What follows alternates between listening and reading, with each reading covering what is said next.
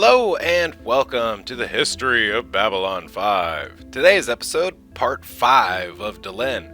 And here we go. Given everything that has happened, Delenn decides the time is right for the Minbari rebirth ceremony. To everyone's surprise, including his own, Londo Mollari is the first person she thinks of to invite. Londo rebuffs her offer, however, as does Jakar, who claims he is too busy. Delenn notices Marcus Cole is uncomfortable with the notion of the ceremony, and she talks to him about it. Marcus explains that he does not want to go to the ceremony because a person is required to give up something, and he has nothing left to give. Delenn points out that he still retains his guilt for living while his brother and so many others died. Marcus considers this before leaving her in the customs area. Delenn was there to meet with the Minbari captain of one of the Minbari ships now stationed in a permanent protective position at the station. Unfortunately, as soon as he comes aboard, they are both kidnapped by Boggs and some other humans that are still loyal to Night Watch and President Clark. Delenn is forced to watch as Boggs' agent murders a member of the captain's crew. Sheridan, Garibaldi, and a security team are able to rescue them. But during the subsequent fight, Delenn steps in front of a knife being thrown at Sheridan. The injury is not life-threatening, but will prevent her from conducting the rebirth ceremony. To compensate, Sheridan, Garibaldi, Franklin, and Ivanova all visit her in a med lab. They all offer a secret that they had never told to anyone. Afterwards, Lanier surprises them with new uniforms, something Delenn had ordered him to make shortly after she first thought of holding the ceremony. The station would enjoy only a brief break in the action. Delenn and Sheridan took advantage of the opportunity by having another dinner date, their feelings becoming ever stronger, though they were interrupted twice. With some help from Bester, Sheridan is able to capture a transport vessel being used to deliver modified human telepaths to the Shadows. Garibaldi calls the War Council together and they realize that the telepaths can be used to disrupt shadow vessels. Just as they realize that they had found the crippling Achilles heel to the ancient race, word comes in that the Shadows are no longer hiding. They are attacking races openly. While Sheridan was away securing the transport, Delenn took up the task of bringing Jakar into the War Council, which meant explaining everything she and the Great Council knew and had held back about the Shadows, including their apparent aid to the Centauri during the Narn-Centauri War. Tearfully, she asked Jakar to understand that her silence meant the difference between millions of dead and billions of dead, of whole planets. Jakar, no longer filled with rage that once drove him, sorrowfully conceded her point. Delenn remains hopeful that one day he will be able to forgive her. Over the next few weeks, Sheridan and his crew do what they can to pull together the other races to make a stand against the Shadows. All the races are terrified, and the Centauri and Earth Alliance are effectively sitting by. Delenn has complete confidence in Sheridan. Sure, he will work out a solution to bringing everything together. Realizing that only a major victory will sway the races to band together, Sheridan asks Kosh to arrange for a Vorlon fleet to engage the Shadows. Kosh initially refuses, but agrees when Sheridan persists. As a result, a Shadow battle group is destroyed by a Vorlon armada, but Kosh is murdered in his quarters in retaliation. The Vorlon Empire contacts Delenn, aware of Kosh's death almost instantly, and relay instructions for dealing with his final remains. Delenn and Sheridan agree to keep the news of his death secret from everyone to keep morale up. Valen's prophecies, always somewhat cryptic, become perfectly clear when Delenn receives a letter from Valen himself. Once carefully preserved for over 900 years, she understood the responsibility but still troubled by the contents. The letter confirmed that Jeffrey Sinclair not only had Valen's soul, but was destined to become Valen himself. One of the surviving records from the Great War told the tide of battle had turned against the side of light late in the war, and the greatest Minbari starbase was destroyed by the Shadows. Without a long base of operation, the war would have been lost or ended in stalemate, and the Shadows would have had 3 times as many ships for the Second Shadow War. However, a replacement suddenly arrived, Babylon 4. Drawl confirms that the Great Machine is capable of operating the Time Rift in Sector 14, and that 6 years prior it was the White Star that had stole the station. Delenn recruits Sheridan, Ivanova, and Marcus to come with her to make the theft history. They are joined by Sinclair just before they leave the station, but neither he nor Delenn disclose the truth of what is to come. They are also accompanied by Zathras from Epsilon 3. Problems quickly occur on the mission. Zathras gave them all a time stabilizer to protect them from the effects of the time rift. Unfortunately, Sheridan's is damaged shortly after arriving in 2254, and he is pulled through time. He reappears while the others are doing what they need to pull Babylon 4, which includes stepping onto the station. While there, the time distortion causes them to experience time flashes, where they can see a moment from their past or future.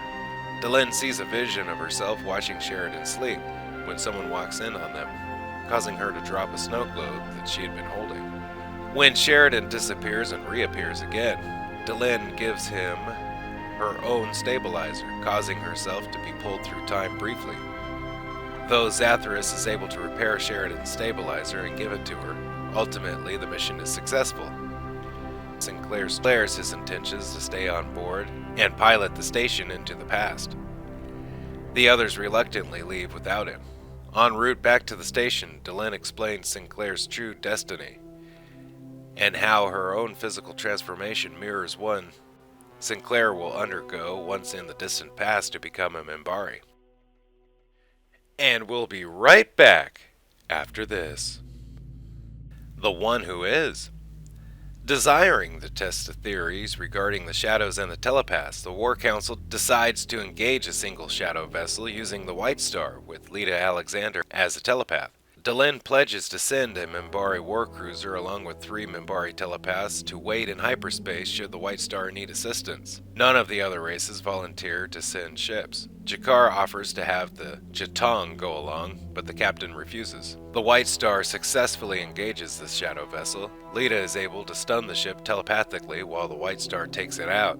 Unfortunately, it got off a distress signal, prompting 4 more shadow vessels to jump into local space. Fortunately, between the Minbari ship and the unexpected reinforcements, including the Chatak, the Shadow Force is defeated, prompting the first real victory of the war without the aid of the Vorlons. The Alliance quickly begins recruiting telepaths and sending them to help defend against the enemy. After the White Star returns, Delenn leaves Minbar to attend to the void left by Jeffrey Sinclair. Wraithen insists that Delenn is the natural choice to succeed Sinclair as the leader of the Rangers. Delenn reluctantly agrees to accept the position. While conceding that it is a logical choice, she is forced to admit it will not be the most popular choice in some circles. Wraithen comes back with her to Babylon 5 to hold the installation ceremony there. Sheridan congratulates her, agreeing that she is the best choice. However, Naroon has also followed her back to the station. Confronting her privately, he accuses her of attempting to usurp power to become the absolute ruler of the Minbari people. Denying the accusation, she also refuses his demand that she turn over control of the Rangers to the warrior class. Naroon leaves, but swears he will not stop at any cost. Delenn confides in Lanier about what had happened, but insists that they keep the matter a private one and not alert Sheridan. Lanier agrees, but secretly goes to Marcus Cole and explains the situation. The installation ceremony goes forward as Marcus successfully delays Naroon until the final moments of it. Naroon enters the chamber just before the ceremony is finished, but concedes that she is the only one fit to lead the Rangers. Afterwards, Delenn and Lanier visit Marcus in the med lab. They are surprised when Naroon visits Marcus to acknowledge that his intent was wrong and that he had been short-sighted. As the shadow attacks begin to escalate, Delenn worries that Sheridan is not taking proper care of himself, as he spends most of his time in the war room. When a delegation from Earth that secreted classified information about the situation there arrives, Delenn insists that they join the delegation for dinner. Afterwards, one of the members of the delegation, Reverend William Dexter, tells Delenn he thinks Sheridan has been working too hard and is exerting himself beyond exhaustion. The next day, Sheridan asks Delenn to join him in the war room to try to find a pattern to the shadow attacks. After hours of fruitless guessing, a frustrated Delenn apologizes for not being able to figure it out. Sheridan tells her it was just as good to have the company. Minutes later, they figure out the Shadow's strategy, that they are driving many refugees towards a particular sector of space, planning to destroy them all in one big strike. When Sheridan mentions that it is what he would do if he were the bad guys. Delenn realizes Reverend Dexter's assessment was correct and insists that he takes a few hours off. She has him come with her to a prayer service Dexter has at his church. Afterwards, Delenn takes Sheridan aboard the White Star to surprise him. She presents an entire armada of White Stars, explaining that the Minbari had been working on them around the clock to get them ready. Now they are prepared as they will ever be. The two share a moment with a kiss.